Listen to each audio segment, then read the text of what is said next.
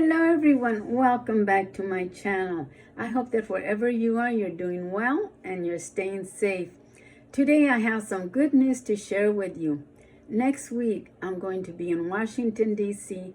visiting my younger brother and my 2-year-old nephew.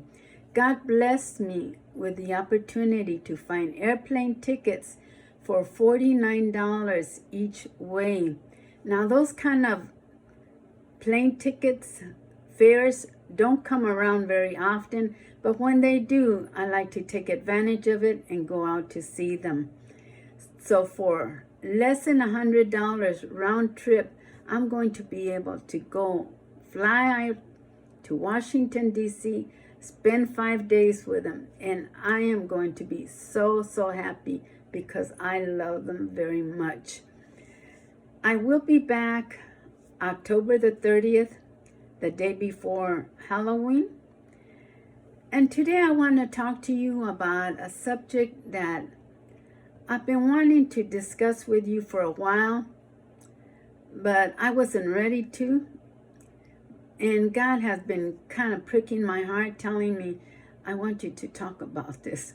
So here I am, okay? And Halloween is a week away, and it seems perfect because Halloween ties in to what I'm going to talk to you about. And that is, are there objects in your home that are opening your home up to dark spirits? Before I go into that though, I want to share a story with you that also ties in with that. Now, several years ago, my nephew, his little boy who was about 4 or 5 years old at the time, went to him and he said, Daddy, every night there's been a dark shadow in my room and it frightens me. And at first my nephew just thought that it was his little boy having a bad dream, and he questioned him, what does it look like? Does it talk to you? The little boy said, no, it doesn't do any of those things. It just hovers above my bed near the ceiling, and it scares me. And my nephew and his wife decided to go and talk to their pastor to get his opinion. But before they did that, and shortly after the little boy told them that, one day my nephew and his wife were going upstairs to bed, and at the landing, they saw the same dark shadow that the little boy was talking about. And it frightened them too. So they realized it wasn't just a matter of the little boy having a vivid imagination, because they witnessed the dark shadow themselves. They went and they talked to their pastor, told them everything, and the pastor suggested to them that they go home and do a thorough investigation of their home, that they should check their home from top to bottom, because he said there might be something in your home that is attracting these dark spirits. Now, my nephew and his wife, they are Christian. They go to church. They do Bible studies. And they couldn't imagine that there was something inside of their house that was dark in nature. But they decided to go with the opinion of their pastor, and they checked their house from top to bottom, and they ended up finding a small figurine like on their bookshelf. It was something that maybe someone had given to them years prior, kind of something that someone might pick up on a foreign travel, and it was just sitting on their bookcase, forgotten. And that's the only thing that they could think of that could be opening the door to this dark spirit. So what they did is they took it, they put it outside of their house, and they never saw that dark shadow again. Now, my advice to you, just like the pastor suggested to my nephew and his wife to do a check on their house, I advise you do the same thing, because these objects could be anything, okay? Like his pastor suggested, it could be a wall hanging, it could be an article of clothing, jewelry, a book, a movie, music. Think about it. What kind of music some people listen to? It's full of violence. What kind of movies do they watch sometimes? Movies that are not very Christ-like. And with Halloween coming up, people are going to be watching all of these slasher movies, blood and gore. These are not things that God would approve us watching or listening to. And like I say, it could be a wall hanging, jewelry, anything. So you need to do a thorough check on your house. And before I decided to talk on this subject, I did some research on it. And what I found was very interesting. They suggest that if you do find something, let's say you find a book, it's not good enough for you to donate that book to the thrift store or throw it away, because what's going to happen? You donate it to the thrift store, someone's going to purchase it, take it home. You throw it in the trash, someone might find it in the trash and take it home.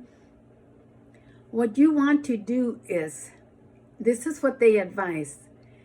You take whatever you found and you have to destroy it to the point where it is no longer recognizable for what it was.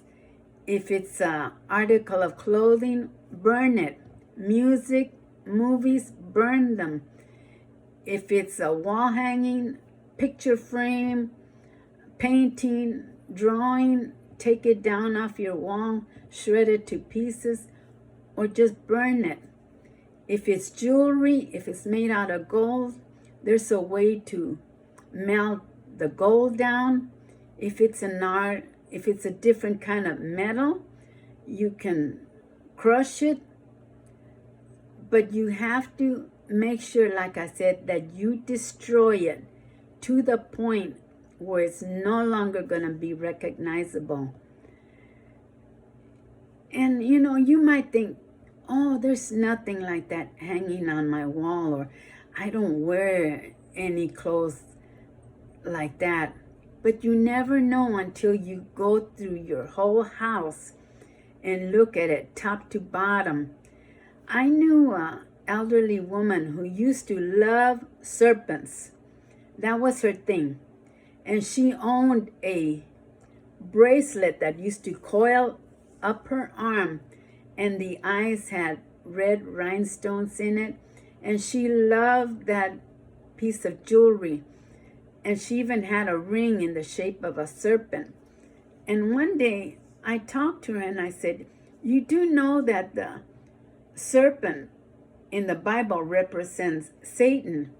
And I advised her to consider not wearing these things, but she did not like what I had to say, and she ignored me. But this was someone that was always having problems at home. Her children were always in trouble with the law, health problems, financial problems. And now that I think about it, I ask myself, is it possible that those pieces of jewelry were opening her home up to these dark spirits? That's something to think about.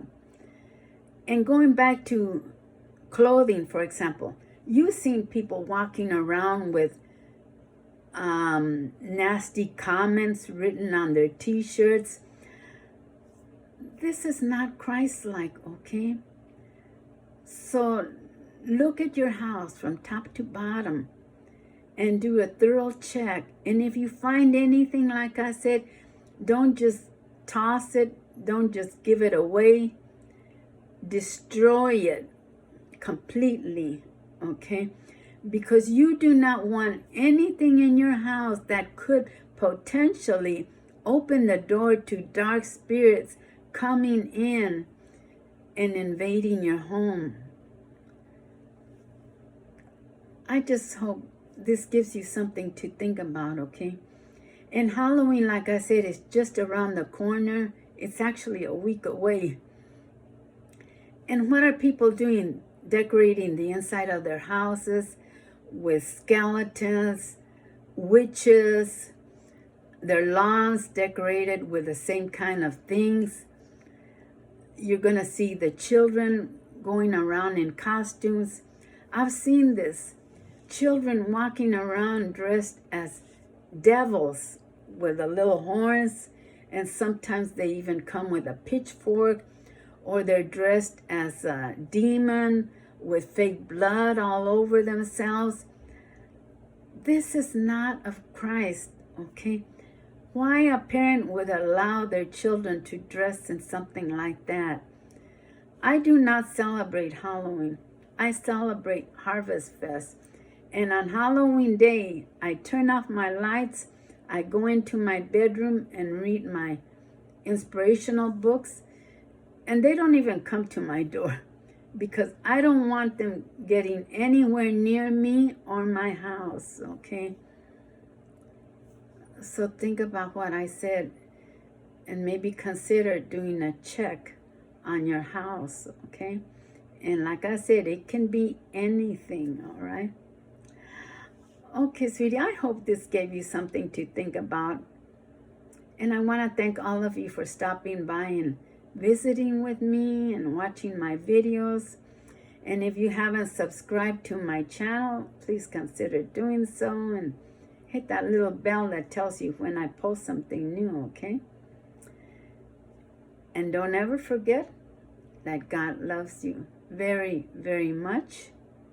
Come back and visit with us. And say a prayer for me for safe travels, that I will go to DC safely and that I come back safely. All right, sweetie.